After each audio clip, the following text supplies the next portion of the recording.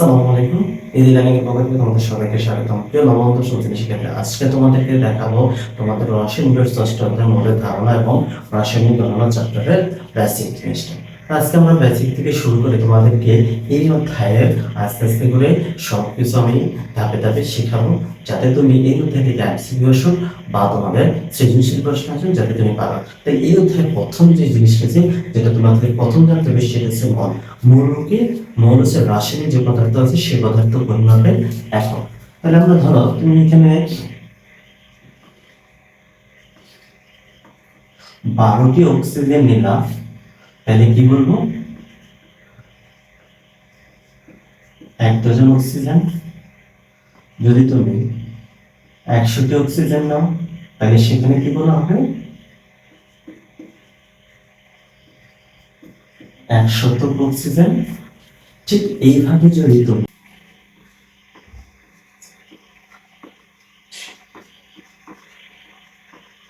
যদি তুমি 6.023 ইনটু 10⁻23 এতটি অক্সিজেনের অণু নাও, সেটাকে বলা হয় মোল। তাহলে সেটাকে বলা হবে 1 মোল অক্সিজেন। তাই এইটা হচ্ছে রাসায়নিক পদার্থ পরিমাপের একক, আর এটাকে বলা হয় মোল। আর এই মোলটা তোমার পরমাণু হোক, পরমাণু, অণু বা আয়ন, এই প্রতিটা ক্ষেত্রেই তার যে সংখ্যা আছে সেই সংখ্যাটাকে 6.023 ইন্টু 10⁻23 বলা হয়। তো এই সংখ্যাটাকে একজন বিজ্ঞানী আবিষ্কার করেছিল, যার নাম অনুসারে এই সংখ্যাটার নাম দেওয়া হয়েছে অ্যাভোগাড্রোর সংখ্যা।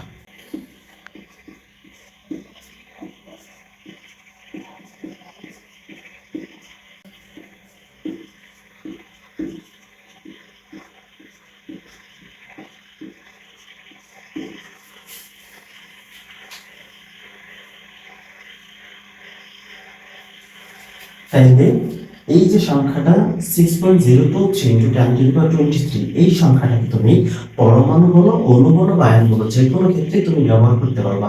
এই সংখ্যাটাকে অ্যাভোগাড্রোর সংখ্যা বলা হয়। যে পদার্থের পরিমাণের মধ্যে এতটি সংখ্যক পরমাণু, অণু বা আয়ন থাকে, সেই সংখ্যাটাকে এক মৌল বলা হয়। তাহলে এখন এই যে তুমি মৌল সম্পর্কে যে ধারণাটা, এই ধারণাটা আমার হচ্ছে তোমার ক্লিয়ার। তাহলে এখন আমরা যাবো সামনের দিকে, যাব আমরা কিভাবে এগুলোকে হিসাব করবো, সেই ম্যাথগুলো আমরা করবো। এখন আমরা এই বোর্ডের যে তিনটা প্রবলেম আছে বা তিনটা সমস্যা দেওয়া আছে, সেই সমস্যাগুলো সমাধান করবো। তাহলে প্রথম যে সমস্যাটা আছে সেই সমস্যাটা দেখাও। 1 নাম্বার, সেটা হচ্ছে একটি H2O মানে পানির অণুর ভর কত। তাহলে পরেরটাতে দেওয়া আছে 1 গ্রাম সালফিউরিক অ্যাসিডে কতগুলো সালফিউরিক অ্যাসিড অণু আছে। আর 3 নাম্বার যে সমস্যাটা আছে সেটা হচ্ছে 5 গ্রাম H2O এ বা পানিতে কত মৌল H2O বিদ্যমান। তাহলে আমরা প্রথমে যাব, প্রথম সমস্যাটাই আমরা সমাধান করব। তাহলে এই সমস্যাগুলো সমাধান করতে তোমার সবচেয়ে প্রথম জানা লাগবে যে আণবিক ভর।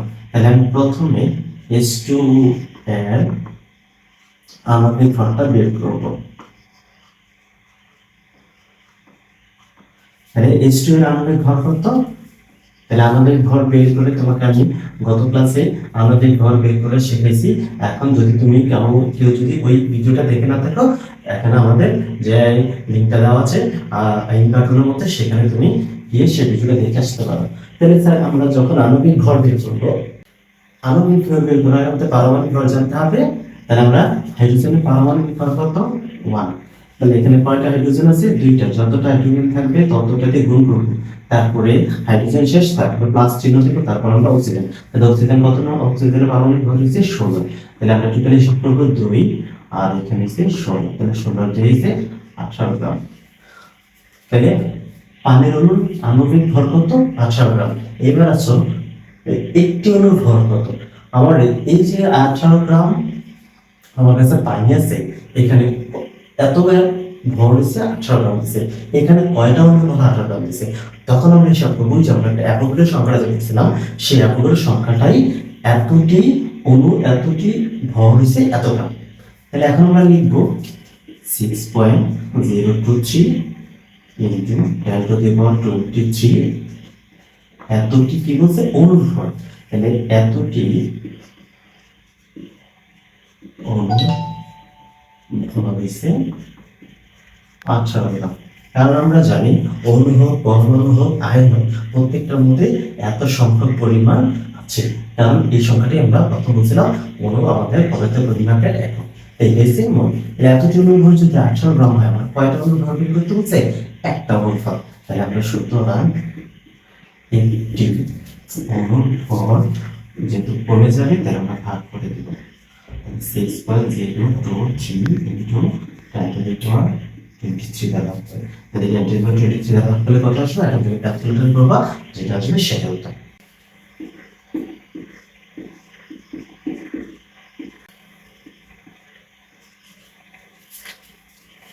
ক্যালকুলেটর ভাগ করার পরে বলে 2.99 ইন্টু 10⁻23 গ্রাম আসছে। তাহলে আমরা পাইলাম কি আমাদের 6.23 মানে অ্যাভোগাড্রো সংখ্যার অনু পরিমাণ হচ্ছে যদি 18 গ্রাম হয়, তার মধ্যে একটা অনুভর হইছে এত গ্রাম।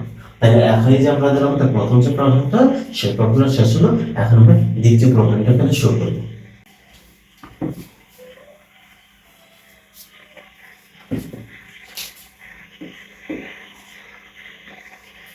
এখন আমরা করব 2 নম্বর প্রবলেমটা।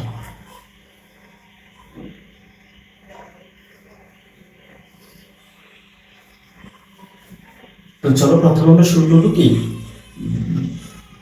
আমাদের সবচেয়ে প্রথম ভর, অণু বা পতম সবগুলো বের করতে আমরা সবচেয়ে প্রথম তুমি কি করবা? সেই আণবিক ভরটা বের করবা। তাহলে প্রথম আমরা কি 2 নম্বরটার জন্য সালফিউরিক অ্যাসিড H2SO4, তাহলে আমরা N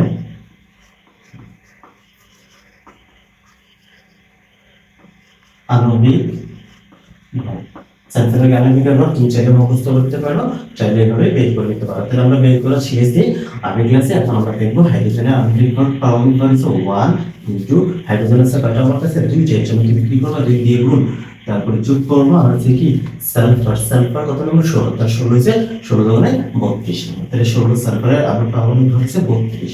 তাহলে সালফারের সাথে যেহেতু কোনো সংখ্যা নাই, তাহলে সালফার দিয়ে পাঁচ। এবং অক্সিজেন, অক্সিজেন কত নম্বর? 8। তাহলে পারমাণবিক ভর হচ্ছে 16। তাহলে অক্সিজেন নিচে কত আছে? এই যে এখানে 4। তাহলে আমরা এটা কত দিয়ে গুণ করব? 4 দ্বারা। তাহলে গুণ 4।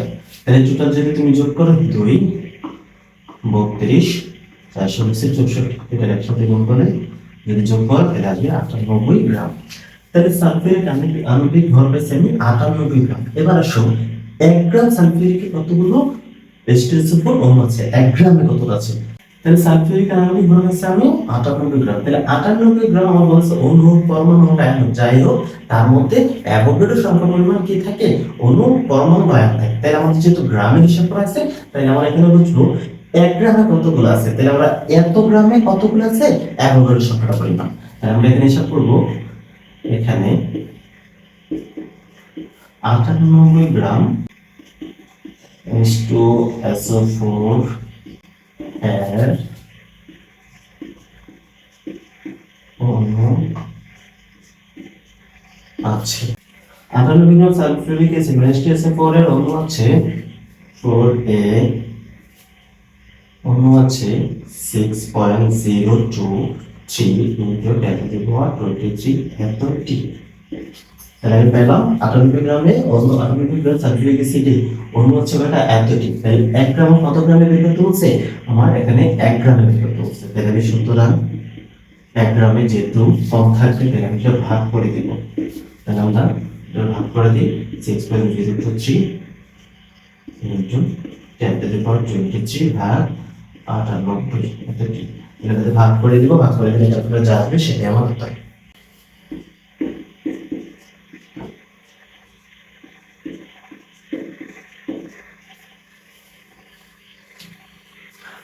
তাহলে আমি আমার ক্যালকুলেটরে আসছে কত? 6.14 ইনটু 10⁻21 এতটি।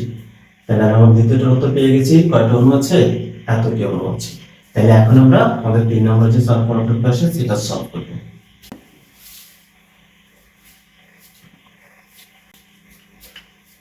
এখন আমরা আমাদের 3 নম্বরটা সমাধান করব। চলো 3 আমরা 1 সমাধান করেছি, 2 সমাধান হয়ে গেছে। এখন আমরা আমাদের 3 নম্বর যে প্রবলেমটা আছে সেটা সমাধান করব। চলো সেটা হচ্ছে 5 গ্রাম পানিয়ে কত মূল পানি বিদ্যমান। তাহলে এখন আমরা সবচেয়ে প্রথম পানির আণবিক ভর আমরা আটটাতে বের করছিলাম, পানির আণবিক ভর কত পাইছিলাম 18 গ্রাম। তাহলে এখন বলেছে 5 গ্রামে কত মোল আছে, তাহলে 18 গ্রামে কত মোল আছে, তো মোল পরমাণু অনুযায়ী থাকুক সেটা হচ্ছে একটা সংখ্যা আছে সেই সংখ্যা। তাহলে কত মোল আছে, তাহলে আমরা কি লিখব 18 গ্রাম, 18 গ্রাম H2O সমান 1 মোল এরকম কি H2O। তাহলে 18 গ্রাম H2O সমান 1 মোল H2O।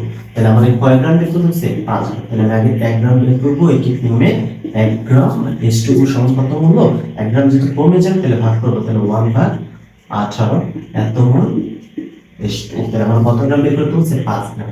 তাহলে 5 গ্রাম সমান, তাহলে 1 × 5 18 গ্রাম H2O। তাহলে এখন তুমি এটা ভাগ করো, ভাগ করলে যা আসে সেটা তোমার উত্তর।